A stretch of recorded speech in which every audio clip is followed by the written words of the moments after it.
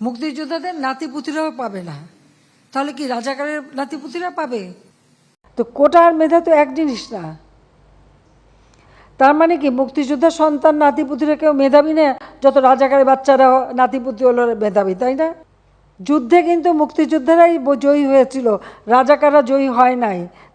প্রধানমন্ত্রীর প্রশ্ন, মুক্তিযোদ্ধার নাতি নাতিরা পাবে না তো রাজাকারের নাতি নাতিরা পাবে। সরকারি চাকরিতে বীর মুক্তিযোদ্ধার নাতি নাতিরা কোটার সুবিধা পাবে না, তাহলে কি রাজাকারের নাতি নাতিরা কোটার সুবিধা পাবে?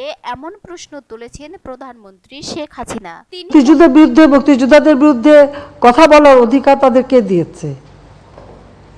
যে মুক্তিযোদ্ধা বললো, আমি তার সাথে সম্পূর্ণ একমত। বলেন, মহান মুক্তিযুদ্ধ ও বীর মুক্তিযোদ্ধাদের বিরুদ্ধে এত ক্ষোভ কেন?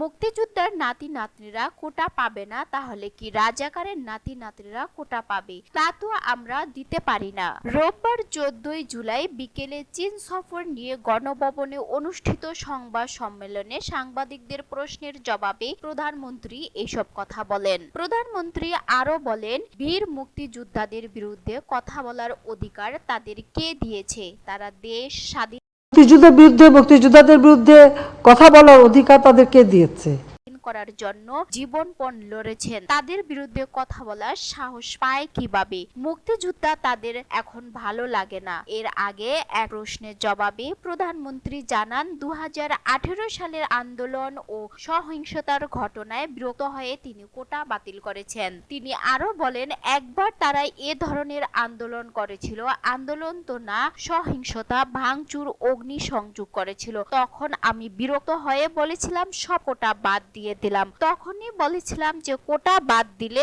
দেখেন কি অবস্থা হয়, এখন দেখেন কি অবস্থা তৈরি হয়েছে।